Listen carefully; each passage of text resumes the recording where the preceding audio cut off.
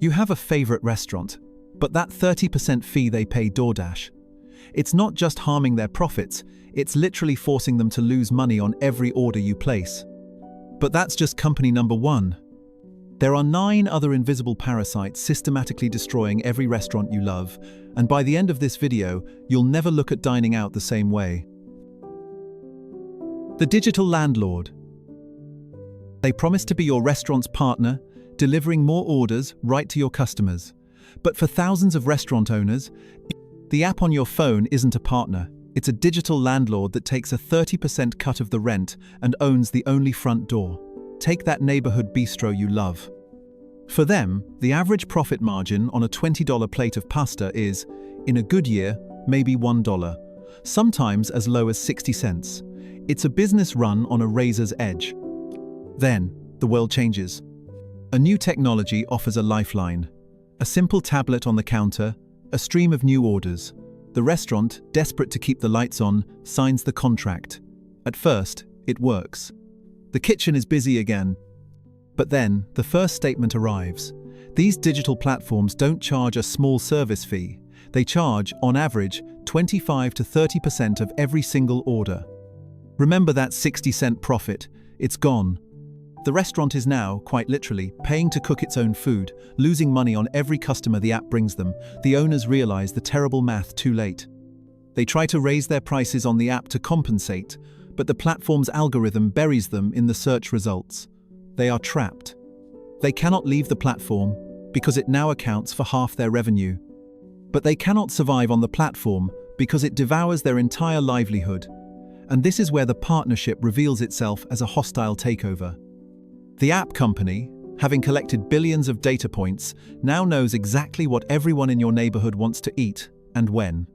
It owns the customer, it owns the menu, and it uses that data to promote its own virtual brands and ghost kitchens, steering customers away from the real bistro it claims to be helping.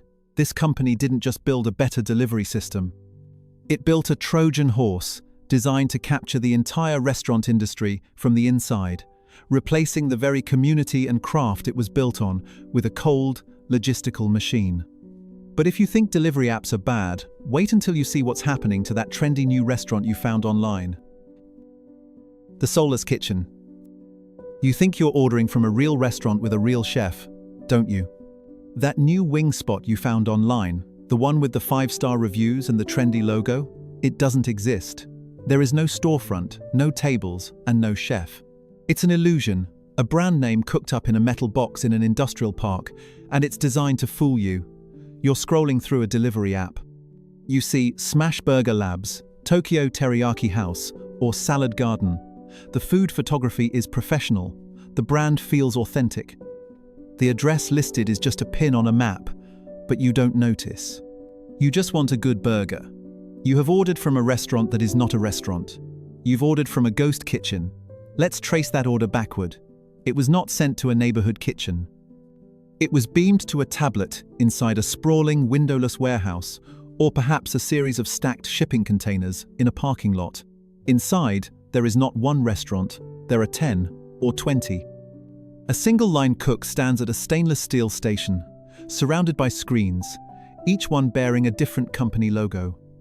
An order comes in for Smash Burger Labs. He takes a pre-formed patty from a freezer. 5 minutes later, an order comes in for Tokyo Teriyaki House. He turns to the next station and scoops pre-cooked chicken from a warming tray. He is not a chef for either of these restaurants. He is a fulfillment associate for both. This model was not invented by chefs. It was perfected by tech companies and venture capitalists. They are not in the food business. They are in the high-velocity logistics business. They use the data from delivery apps to see what's trending in your zip code. Is Nashville hot chicken popular on Thursday nights? They will spin up a new virtual brand, Firebird Chicken, in less than 48 hours. They have zero research and development costs, no front-of-house staff to pay, and no ties to any community. The entire system is built on misdirection. It is designed to mimic the appearance of a local, independent spot, siphoning off customers who think they are supporting a small business. If Smash Burger Labs accumulates too many 1-star reviews, the company simply dissolves the brand. The next day, it will reappear as Patty Shack, using the exact same kitchen, the same cook, and the same frozen ingredients. This is the restaurant industry optimized until the restaurant itself has been completely engineered away. It's a soulless kitchen, churning out branded content in a cardboard box, all part of a larger machine designed to hollow out the industry from the inside. Speaking of hollowing out, you remember that beloved chain from your childhood? The one that suddenly went to hell? That wasn't an accident. The vulture capitalists of comfort food. We're going to revitalize this iconic brand and take it to the next level. That's what private equity firms promise when they invest in restaurant chains. You ever wonder what happened to that beloved restaurant chain from your childhood? The one with the red vinyl booths and the birthday sundaes. It didn't just go out of style. It was hunted, captured, and systematically dismantled by a company that never served a single meal. The company isn't a rival. It's a private equity firm, a financial predator that sees a 60-year-old American institution not as a business to be run, but as an asset to be liquidated. They are the vulture capitalists of comfort food, and their playbook is a masterpiece of financial extraction. It's called a leveraged buyout, and it is the blueprint for how to ruin a restaurant chain for profit. The firm decides to buy the chain for, let's say, $500 million, but they don't use their own money. They put up a tiny fraction, maybe $50 million, and finance the other $450 million by taking out massive loans. The genius of the trap, the private equity firm doesn't take on that debt. They force the restaurant chain itself to take on the debt. It is a financial hostage, forced to pay its own ransom. The firm's first move is to start carving up the company for parts to service this new, crushing debt. The most valuable asset is almost always the real estate. The firm sells that land, often to another company they control, and then forces the restaurant to sign a long-term, high-cost lease to stay in its own building. The chain's profits are now diverted to paying rent to its new owners. Next, the new owners charge the restaurant tens of millions of dollars a year in advisory and management fees, effectively paying themselves for the privilege of owning the company they just put into debt. With all cash flows now funneled to rent and management fees, the only place left to cut is the restaurant itself. The quality of the food plummets. Fresh ground beef is replaced with frozen patties. Staff is reduced to a skeleton crew. Maintenance is deferred indefinitely. The result is a palpable sense of decay. You walk in, and the carpets are stained. Half the lights in the sign are burnt out. Your favorite dish tastes like a microwaved imitation, a ghost of what it once was. The soul of the place has been surgically removed, all to pay interest on a loan it never asked for. Customers, sensing the decline, stop coming. After a few years, the restaurant chain, now a hollowed-out shell of its former self, declares bankruptcy. The private equity firm, having already extracted hundreds of millions in real estate profits and advisory fees, walks away clean, leaving behind empty buildings and thousands of lost jobs. This wasn't a business failure, this was a successful harvest.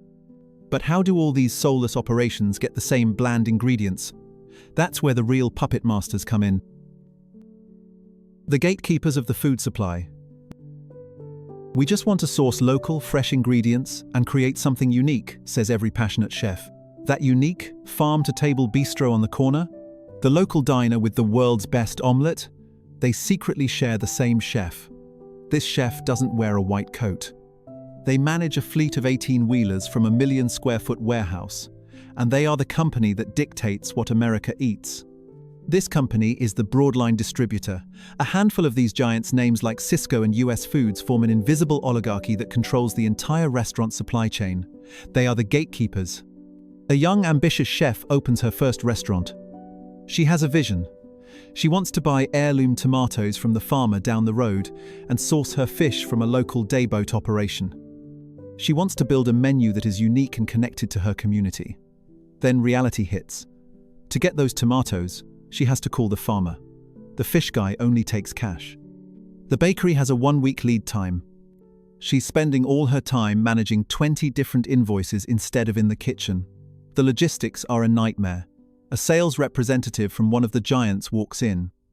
He doesn't just sell food, he sells a solution. He hands her a catalogue. It's 500 pages long. It contains everything she could possibly need, from 30 types of frozen shrimp to the soap for the dishwasher. He offers her one website, one delivery, and one single invoice. The relief is overwhelming. She signs the contract, but she has just made a deal with a system designed to crush the very creativity she was trying to preserve. She opens the catalogue to order fresh chicken. She finds boneless, skinless breast, 6-ounce, individually quick frozen. 40-pound case. She looks for artisan bread. She finds par-baked baguette. 80% complete, just brown and serve. This isn't a catalogue of ingredients, it's a menu of industrial compromises, engineered for maximum shelf life and transport efficiency. The chef tries to break free. She tells the representative she'll get her produce from the local farmer. The rep smiles and shows her the fine print. The low prices she's getting are contingent on her volume commitment. If she buys her produce elsewhere, the price of her flour, her oil, and her napkins will all double. She is financially penalized for trying to support a local supplier. She is trapped. This is how the homogenization of American food happens. It's not because chefs lack creativity, it's because the gatekeepers have made creativity an expensive, logistical luxury. That's why the pasta dish at the hotel, the bistro, and the chain restaurant all taste vaguely, unsettlingly similar. These distributors haven't just cornered the market, they have standardized the American palate. They have become the silent, invisible authors of almost every menu in the country. So even if you manage to create something special, how do you tell the world about it when the digital mob controls your reputation? The tyranny of 1,000 clicks. We believe in democratizing restaurant reviews and giving every customer a voice. In the 21st century, a restaurant can survive a scathing review from the city's top food critic. What it cannot survive is a coordinated one-star review campaign, a 10-second video taken out of context, or the digital tyranny of 1,000 clicks. Imagine a small, family-owned cafe. A customer arrives 3 minutes after the kitchen has closed and is politely told they can only be served drinks. The customer is insulted. They don't speak to the manager.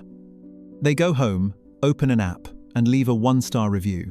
Inflexible and rude. But it doesn't stop there. They post their story to a neighborhood social media group.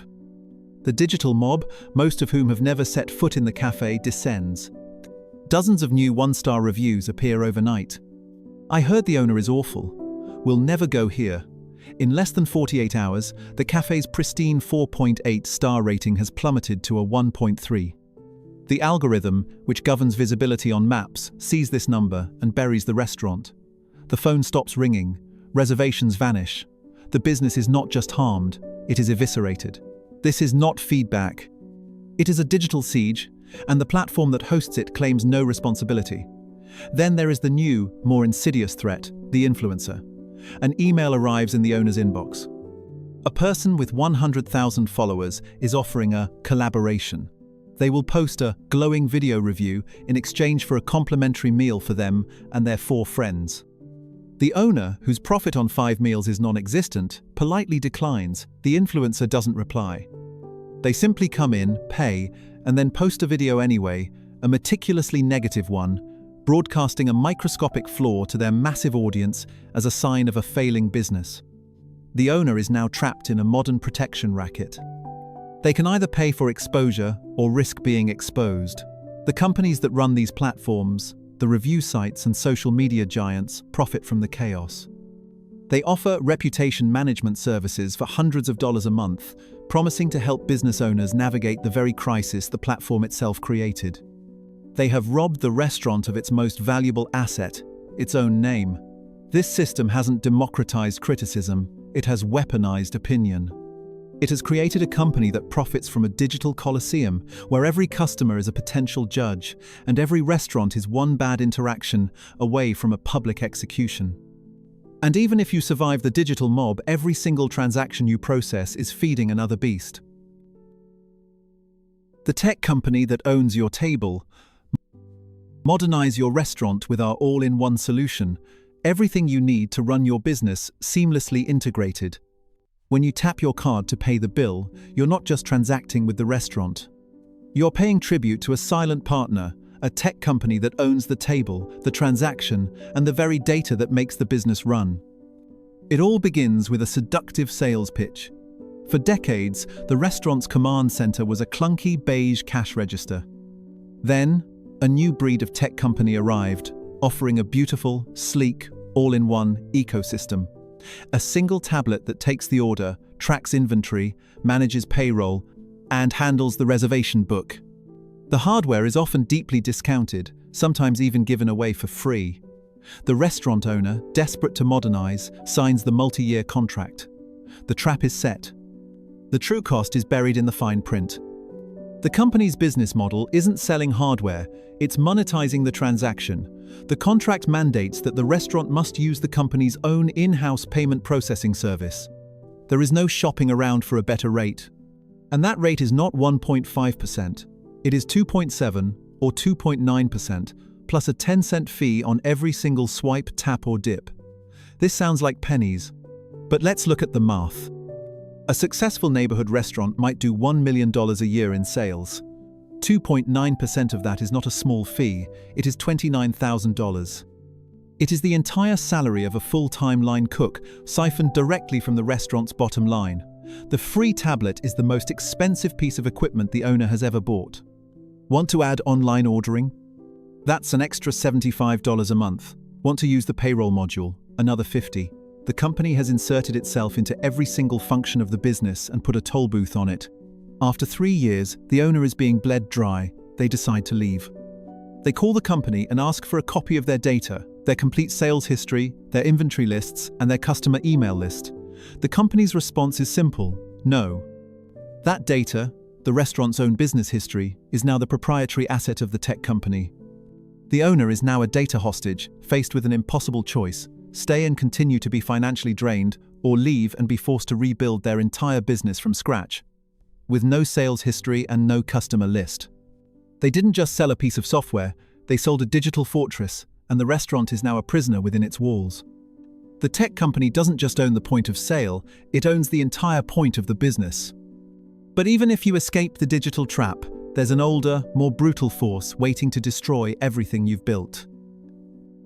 The gentrification machine. We're just making strategic real estate investments to improve the neighborhood. There's a predictable cycle in every city. A family-owned restaurant spends 30 years making a neighborhood desirable. And for their trouble, they are rewarded with a rent hike so high, it's a polite, non-negotiable command to leave. For 40 years, the Olympia Diner was the neighborhood's living room. It was opened in the 1970s by a young immigrant couple. They weathered the lean years, when the streets outside were considered rough. They served coffee to cops on the night shift and breakfast to construction crews. The Olympia was more than a restaurant, it was the anchor. It was the constant in a changing world. Then, the neighborhood changed. The grit became character. The old brick warehouses were converted into expensive loft apartments. Artists, and then young professionals, moved in, drawn by the very authenticity the Olympia embodied. The new residents loved it. They called it a hidden gem. The diner, and the community it had fostered for decades, was a primary reason the neighborhood was now the hottest zip code in the city. But the building had been sold. The new owner wasn't a local family. It was an anonymous limited liability company, Apex Holdings, based in an office tower 500 miles away. This company does not see a community living room. It does not see a 40-year legacy. It sees an underperforming asset. It sees a line on a spreadsheet that doesn't align with the current market rate. 6 months before the lease is set to expire, the letter arrives. It's not a negotiation, it is a calculation. The rent for the Olympia Diner will not be increasing by 10%. It will be quadrupling, from $4,000 a month to $16,000, effective on the first of the following quarter. The owner does the math. It's a quick, heartbreaking calculation. To cover the new rent, he would have to charge $28 for an omelette. He would have to fire half his staff. The new rent is not an offer. It is a sentence. It is a surgically precise, perfectly legal way of telling him to get out. He has no choice. The last day of service is a somber affair. It feels less like a closing and more like a wake. 3 months later, the classic facade has been torn off, replaced with reclaimed wood and floor-to-ceiling glass. The Olympia Diner is gone. In its place stands a Pressed Juice and Wellness Bar, a national chain. This wasn't a business failure, it was a harvest. The gentrification machine is a company that uses small businesses as bait, letting them build the value of a neighborhood and then steps in to claim the reward. It's a system that guarantees the pioneers who build a community will never be the ones who get to live in it. And if landlords don't eliminate your restaurant, the very ingredients you're cooking with might be lies. The great food fraud. All our ingredients are authentic, premium quality, sourced from the finest suppliers. The menu says imported Parmesan. It says wild-caught salmon. It says 100% extra virgin olive oil. But the food industry has a dirty secret. It is a massive, global, multi-billion-dollar shell game, a company of fraudsters dedicated to selling you and the restaurants you trust a sophisticated lie. Let's start with the olive oil. That beautiful golden green liquid you associate with Tuscany. To be extra virgin, it must be cold-pressed and unrefined. But the vast majority of what's on the market is a fake. It starts in a processing plant where low-grade soybean or canola oil is chemically refined, then mixed with just enough real olive oil to provide a hint of flavor, and a few drops of industrial chlorophyll are added to get that perfect green color. Then there is the cheese. The menu promises Parmigiano Reggiano, a legally protected name. What arrives is a 20-pound bag of pre-grated 100% Parmesan. But when that powder is tested, it's found to contain as much as 20% cellulose, an anti-caking agent derived from wood pulp.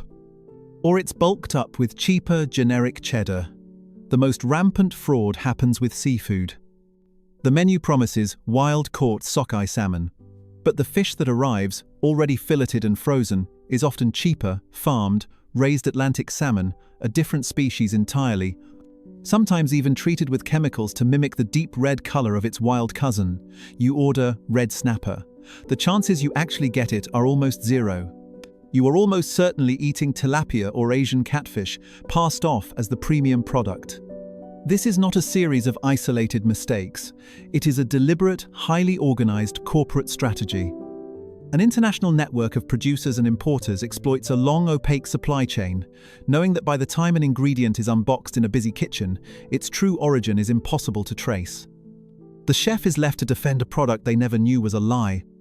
So your food is fake, but who's making sure the people serving it can't even afford to eat? The lobbyists who fight for pennies. The restaurant industry provides valuable entry-level opportunities with flexible scheduling and the potential for great tips. The wage for the person serving your meal is, in many states, $2.13 an hour. This isn't an accident of the market. It is a calculated, century-old system, fiercely defended by a company that has spent hundreds of millions of dollars to keep it that way. This company isn't a single restaurant. It is the other NRA, the National Restaurant Association. On the surface, it's a benign trade group. In reality, it is one of the most successful and powerful lobbying machines in American history. Its primary, decades-long mission has been to protect a single, obscure piece of federal law, the sub-minimum wage. The federal minimum wage is $7.25 an hour. But a loophole allows employers to pay a separate, shockingly low wage to any employee who receives tips. This is called the tip credit. It is an accounting system that functionally shifts the responsibility of paying an employee's salary from the employer to the customer. The restaurant owner is no longer paying their staff. They are simply crediting their tips as their wage. The origins of this system are a dark relic. It is the direct descendant of a post-Civil War arrangement. As newly freed individuals began to seek work, the European custom of tipping was adopted as a method for employers to avoid paying them a real wage at all. The tip was not a bonus, it was the wage. Today, the National Restaurant Association and its state-level affiliates spend millions of dollars every year to fight any and all attempts to eliminate this two-tiered system. When states propose one fair wage, a law that would require employers to pay servers the actual minimum wage, with tips as an additional gratuity, the lobbying machine activates. They warn that restaurants will be forced to close en masse. Yet, the data from the 7 states that have already adopted one fair wage tells a different story. Restaurant growth in those states has often outpaced the national average, and tipped workers there are far less reliant on public assistance. The association's fight is not for the small, independent mom-and-pop diner. It is for the massive, multi-billion-dollar national chains that form its leadership and provide its funding. These chains profit the most from the tip credit. It saves them billions of dollars in labor costs, a subsidy paid for by their own customers. It is the perfect illusion. A company that claims to be the voice of hospitality has built its entire legacy on a law that ensures the very people providing that hospitality are kept in a state of profound financial desperation. But what if you try to escape this entire system by buying a franchise? Surely that's the path to independence. The American dream, sold separately. Join our franchise family and become your own boss. Build generational wealth with a proven business model. They sell you a turnkey American dream. A restaurant in a box, complete with a famous logo, a proven menu, and a built-in customer base. But the fine print reveals a devastating truth. You are not buying a business, you are buying a boss. It begins with a story of ambition. A long-time restaurant manager decides to finally bet on themselves. They liquidate their retirement account, take out a second mortgage, and gather their family's savings. They have $500,000 to invest, and they see a franchise as the safest bet, a way to buy certainty. The trap is sprung the moment the ink is dry. First comes the non-refundable $50,000 franchise fee. Then, the franchisee must pay a royalty, a management fee, of 5, 6, or sometimes 8% of their gross sales, not their profit. If the restaurant has a terrible month and loses money, it does not matter. The check to the corporate office is still due. On top of that, they must pay another 2 to 4% of their gross sales into a national advertising fund, a fund they have zero control over. But the most suffocating part of the system is the supply chain. The franchise agreement legally forbids the owner from shopping for better prices. They are required to buy all their core products from the franchisor's own approved suppliers. The franchisee quickly discovers that these suppliers, which are often the franchisor itself operating under a different name, are selling them the exact same frozen beef patties and branded napkins at a 30% markup. The franchisee cannot adapt. They cannot introduce a new menu item. They cannot find a cheaper, higher quality local produce supplier. They are not an entrepreneur. They are a highly leveraged operator, an employee who paid $500,000 for their own job. Then, after 7 years, just as their initial loans are nearly paid off, the final turn of the screw arrives. Corporate has rebranded. The franchisee is now contractually obligated to perform a mandatory comprehensive remodel, a $100,000 plus expense, entirely out of their own pocket. If they refuse, the franchisor can terminate their agreement and take the restaurant away, leaving them with nothing but the debt. The restaurant in a box was never a box they could own, it was a cage. The true customer of the franchisor is not the person buying the food. It is the franchisee, trapped in a system designed to extract their life savings, one royalty payment at a time. So the next time you order delivery, remember, you're not just buying dinner, you're feeding a machine designed to destroy the very thing you're trying to support. Every tap, every swipe, every 5-star review, it all feeds the beast. The question isn't whether your favorite restaurant will survive. The question is, will you keep feeding the companies that harm it? If you want to see more investigations that expose these invisible machines, support the channel by liking this video and subscribing. Because the only way to fight back is to know who you're really fighting.